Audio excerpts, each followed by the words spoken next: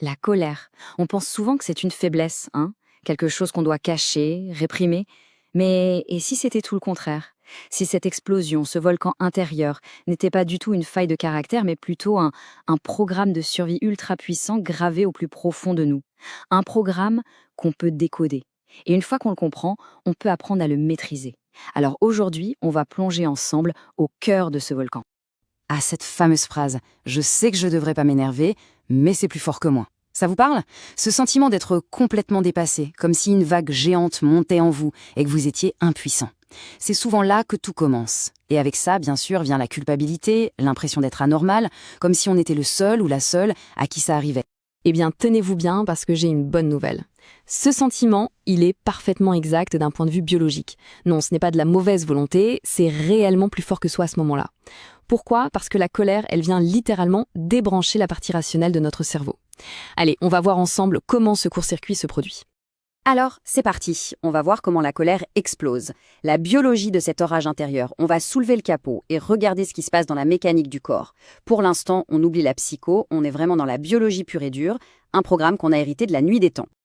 Ok, pour que ce soit simple, imaginez qu'il y a deux personnages clés dans votre cerveau.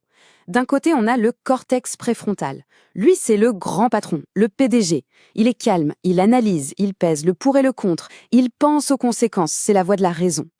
Et de l'autre côté, on a l'amygdale. Elle, c'est la sentinelle, l'agent de sécurité. Son seul et unique job, c'est de scanner l'environnement en permanence et de crier « Danger !» à la moindre chose suspecte. Et c'est là que ça devient fascinant. On appelle ça le hijacking amygdalien. Qu'est-ce que ça veut dire? Eh bien, quand notre agent de sécurité, l'amygdale, perçoit une menace, elle ne prend pas de gants. Elle fait un véritable coup d'état neuronal. Pouf! Elle coupe la ligne directe avec le bureau du PDG, le cortex. Et là, c'est fini. La raison est déconnectée. C'est exactement pour ça qu'on utilise des expressions comme « voir rouge » ou « perdre la tête ». Parce que d'un point de vue neurologique, c'est littéralement ce qui se passe. Une fois que l'alarme a sonné, c'est la déferlante chimique. Le corps est inondé d'un cocktail ultra puissant. D'abord, bim, une décharge d'adrénaline. Le cœur qui s'emballe, les muscles qui se tendent, une énergie folle qui arrive. Juste après, c'est le cortisol, l'hormone du stress, qui prend le relais pour que tout le système reste en alerte maximale. En gros, votre corps est prêt à se battre pour sa survie. Même si la menace, en réalité, c'est juste une remarque un peu déplacée ou un embouteillage. Bon, on a vu le comment. La mécanique, le court-circuit, les hormones, tout ça. Maintenant, on va s'intéresser au pourquoi. Qu'est-ce qui allume la mèche? Si la biologie, c'est le détonateur, la psychologie, c'est la poudre. Et pour comprendre ça, l'image de l'iceberg est juste parfaite. Alors cet iceberg, imaginez, la partie qu'on voit, celle qui sort de l'eau, c'est la colère. C'est ce que tout le monde peut observer, les cris, les portes qui claquent, l'agressivité, ou parfois ce silence hostile qui est tout aussi chargé. C'est la pointe de l'iceberg, la manifestation évidente. Mais le plus important, ce n'est pas ce qu'on voit. C'est tout ce qui est caché sous la surface de l'eau. Parce que la colère, vous savez, c'est très très souvent une émotion secondaire. C'est une sorte de bouclier. Elle vient nous protéger d'émotions qu'on juge beaucoup plus vulnérables, plus difficiles à ressentir. Pensez-y, c'est souvent plus facile de se mettre en colère que d'avouer qu'on a peur, qu'on a honte, qu'on est triste, ou le grand classique qu'on se sent complètement impuissant face à une situation. Alors, petite question. Essayez de repenser à une grosse colère récente. Qu'est-ce qu'il y avait juste en dessous? Quelle était l'émotion que ce volcan essayait peut-être de cacher? La peur? La tristesse? Ce fameux sentiment d'impuissance? N'hésitez pas à partager votre réflexion en commentaire si le cœur vous en dit. Parfois, juste le fait de mettre un mot dessus, ça change déjà beaucoup de choses. Ok, comprendre c'est la première étape, c'est crucial. Mais maintenant, la question c'est, qu'est-ce qu'on en fait? L'objectif, attention, ce n'est surtout pas de supprimer la colère. C'est une énergie de vie, elle est utile. Le but c'est de la transformer, de passer d'une énergie qui détruit à une énergie qui construit. En clair, de passer de l'agressivité à l'assertivité. Alors voilà la question qui tue. Pourquoi est-ce que la simple volonté, le fameux la prochaine fois je reste calme, pourquoi est-ce que ça ne marche quasiment jamais? On s'est tous fait cette promesse, non? Et pourtant, au moment clé, toute cette bonne résolution s'envole en fumée. Comment ça se fait? La réponse, en fait, elle est assez simple. C'est une question de vitesse. L'inconscient, notre système de survie, est des milliers de fois plus rapide et plus puissant que le conscient, là où siège la volonté.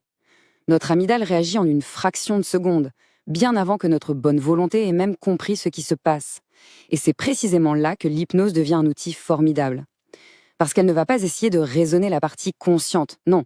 Elle va directement dans la salle des machines, au panneau de configuration de l'inconscient, pour discuter avec le gardien et recalibrer le système d'alarme.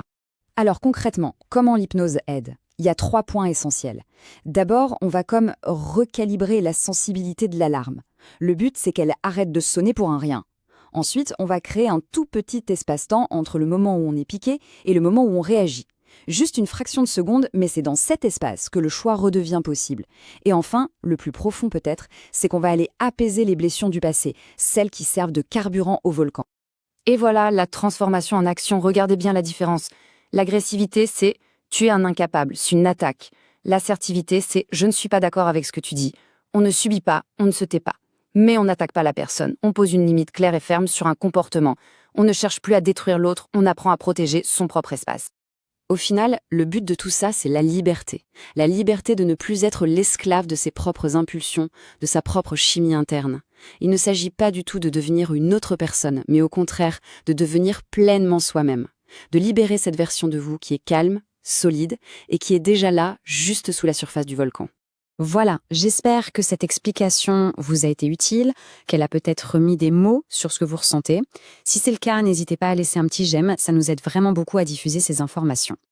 Et bien sûr, si vous voulez d'autres clés de compréhension sur le fonctionnement de notre esprit et de nos émotions, le plus simple, c'est de vous abonner pour ne rien manquer. Merci beaucoup de votre écoute et je vous dis à très bientôt.